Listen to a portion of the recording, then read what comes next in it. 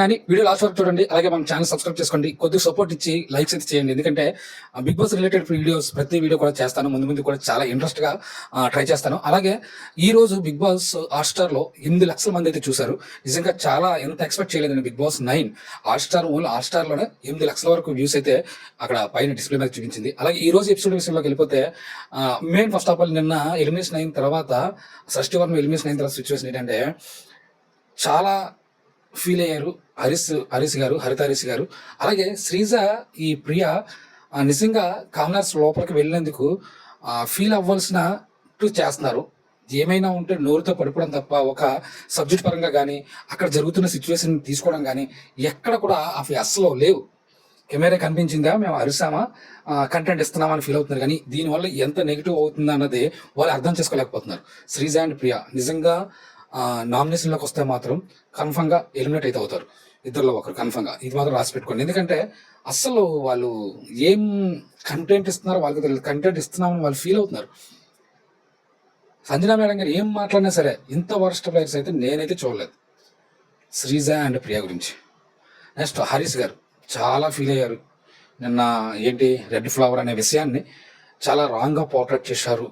నాకు హౌస్ కూడా సపోర్ట్ చేయలేదు. నేను ఏమి తిన్నాను, అసలు మీ మధ్యలో ఉండాలంటే నాకు ఇష్టం లేదు, నేను వెళ్ళిపోయిన వరకు పచ్చి మంచినీళ్ళు కూడా ముట్టుకోనని చెప్తే అక్కడ బిగ్ బాస్ పిలిచి తనకు ఒక ధైర్యాన్ని అయితే ఇచ్చి, నీ మీద నమ్మకం ఉంది, నువ్వు చాలా స్ట్రాంగ్గా తయారవ్వాలి, ఇలాంటివి ఎన్నో బిగ్ బాస్ హౌస్లో కష్ట సుఖాలు ఉంటాయని చెప్పి ఆ రాముగారిని పిలిపించి ఈయన బాధ్యత మొత్తం నువ్వు తీసుకో అని చెప్పేసి రాముగారికి అయితే అవి చెప్తారు. అయినప్పటికీ కూడా శ్రీజ ఫుడ్ పట్టుకెళ్ళిస్తే నేను తిన్నని చెప్తాడు. ఆ బాధతోటే ఉంటాడు. నెక్స్ట్ చూసుకున్నట్టే మనీష్ గారు అయితే మాత్రం పాయింట్ టు పాయింట్ మాట్లాడుతున్నారు. చాలా ఫీల్ అయ్యారు ఈ శ్రీజ ప్రియ గురించి అయితే మాత్రం. ఎక్కడ కూడా అంటే ఎందుకురా బాబు వీళ్ళతో నేను వచ్చాను అన్నట్టు ఆయన ఫీల్ అయ్యారు. కామనర్స్ అంటే ఎలా ఉండకూడదు, బయట చూసే వాళ్ళకి రాంగ్గా పోర్ట్రేట్ అవుతుంది. రేపు పొద్దున వచ్చే వాళ్ళు కూడా అవకాశం కల్పించాలంటే వాళ్ళు భయపడేట్టు ఉండకూడదు అని చెప్పేసి చెప్తారు. నిజంగా మనీష్ గారు అయితే మాత్రం చాలా చక్కగా ఆలోచించారు, చాలా బాగా చెప్పారు. నెక్స్ట్ చూసుకున్నట్లయితే రీతు పర్లేదు, రీతు తనకు తగినట్టు కంటెంట్ ఇస్తుంది. కానీ ఇక్కడ ఈ రోజు ఎపిసోడ్లో మెయిన్ సంజన గారి మాట ఎవ్వరూ పట్టించుకోవట్లేదమ్మా. సంజన గారి మాట ఎవ్వరూ పట్టించుకోవట్లేదు. అలాగే పవన్ కళ్యాణ్ కూడా మనకి కంటెంట్ ఎక్కడ కనిపించట్లేదు, స్క్రీన్ స్పేస్ అయితే పెద్దగా రావట్లేదు. సోమశెట్టి గారు కానీ ఇమాన్యుయల్ మాత్రం సూపర్ అని చెప్పొచ్చు. ఇమాన్యుయల్ మర్యాద మనీష్ గారి దగ్గరికి వెళ్ళి ఫీల్ అవ్వకు, నీకు ఎందుకు ఇలాంటివన్నీ కామను, ఇంకా స్ట్రాంగ్గా ఉండాలి, ఇలాంటి మాటలు మాట్లాడకు, చాలా స్ట్రాంగ్గా ఉండాలి అని చెప్పే విధానం మాత్రం నాకు సూపర్గా నచ్చింది అనమాట. లాస్ట్ టైం బిగ్ బాస్ BB4లో అవినాష్ ఎన్ని రోజులైతే ఉన్నాడో అంతకంటే ఎక్కువే ఈయన ఉంటాడేమో అనిపిస్తుంది నాకైతే ఇమాన్యుయల్. నెక్స్ట్ నామినేషన్ పాయింట్లోకి వెళ్ళిపోతారు. నామినేషన్ పాయింట్లోకి వెళ్ళిన తర్వాత అక్కడ జరిగింది ఏంటంటే తనుజ గారు స్టార్ట్ చేస్తారు హరీష్ గారి గురించే. ఫస్ట్ వీక్లో మీరు చేసిన మీ ప్రవర్తన నాకు నచ్చలేదు అని చెప్తారు. అది తర్వాత బర్నీ గారిని ఇమాన్యుయల్ని ఆడ పిల్లలని చెప్పేసి అంటారు, అదొక టాపిక్ తీసుకొస్తారు. కానీ హరీష్ గారు కొద్దిగైనా మారాలి. తను ఏదైనా ప్రశ్నిస్తే ఏదో ఒక విధంగా అవతల వాళ్ళని కన్విన్స్ చేసేయాలని చెప్పి ఆర్గ్యూ చేస్తున్నారు తప్ప పాయింట్ టు పాయింట్ హరీష్ గారి దగ్గర లేదు. ఇది మాత్రం ఏ రోజుకైనా అంటే హరీష్ గారు నేను జెన్యూన్, నేను ఇలాగే ఉంటాను, నేను ఈ బిగ్ బాస్ హౌస్లోకి వచ్చిన తర్వాత మారను అని చెప్తున్నారు. కానీ అతను ఒరిజినల్ కన్ఫర్మ్ గా బయటకు వస్తుంది. హరీష్ గారు ఇలాగే ఉంటే మాత్రం చాలా కష్టం కంటిన్యూ అవ్వడం. తనుజ గారు మాత్రం కరెక్ట్ పాయింట్లతోటే హరీష్ గారిని అయితే నామినేట్ చేశారు. అలాగే నెక్స్ట్ చూసుకున్నట్లయితే ఫ్లోరా షైనీ గారిని కూడా తనుజ గారు అయితే నామినేట్ చేశారు. నెక్స్ట్ చూసుకున్నట్లయితే నెక్స్ట్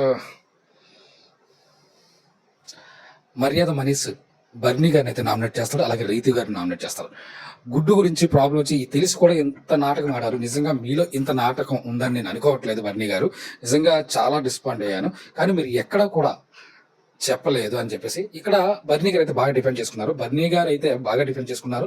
అలాగే మనీష్ తన పాయింట్లు కరెక్ట్గా పెట్టాడు రీతి గారి విషయంలో కానీ, అలాగే బర్నీ గారి కానీ. రీతి గారి విషయంలో చూసుకుంటే మనీష్ గారికి తేలిపోయినట్టు అనిపించింది. కానీ రీతి గారి విషయంలో కంటే బర్నీ గారి విషయంలో కరెక్ట్ పాయింట్లు చెప్పి కరెక్ట్గా నామినేట్ చేశారు. టోటల్గా చూసుకున్నట్లయితే ప్రియ అండ్ శ్రీజ, నేను శ్రీజని చాలా ఎక్స్పెక్ట్ చేశాను. కానీ శ్రీజలో అంత క్వాలిటీ ఎక్కడ కనిపించట్లేదు. తను నిజంగానే శ్రీముఖ్ అన్నట్టు నోరు పడేసుకో ఎలా ఉంటే ఎవరు చూడడం, ఎప్పుడు టీవీ స్విచ్ ఆఫ్ చేయాలని చెప్పేసి అన్నారు కదా, అదే నిజమేమో అనిపిస్తుంది. మరి ఏమన్నా టాస్క్లు పెర్ఫార్మెన్స్ చేసి ఏమన్నా పాజిటివ్ తెచ్చుకోవాలి తప్ప తన వాయిస్ వల్ల ప్రజెంట్ అయితే ఏదో కంటెంట్ ఇద్దరం ట్రై చేస్తున్నా కానీ మొత్తానికి అయితే బడిసి కొడుతుంది ఈ శ్రీజ అయితే. ప్రియ ఇంకా ఈ వారం నామినేషన్లోకి రావడమే నాకు తెలిసి నామినేషన్ నుంచి బయటకు పోతుంది. ఫ్లోరా సైని మాత్రం కరెక్ట్గా డిఫెండ్ చేసుకుంటుంది.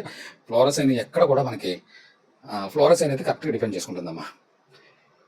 మంచి కంటెంట్ ఎవరి దగ్గర నుంచి ఇంకా ఈడు సూపర్ రా అన్నట్టు ఇంకా ఎవరికి పర్లేదు. చూడాలి. తనుజా గారు okay. Pawan Kalyan screen space చాలా తక్కువ వస్తుంది. డీమన్ పవన్ అయితే పర్లేదు.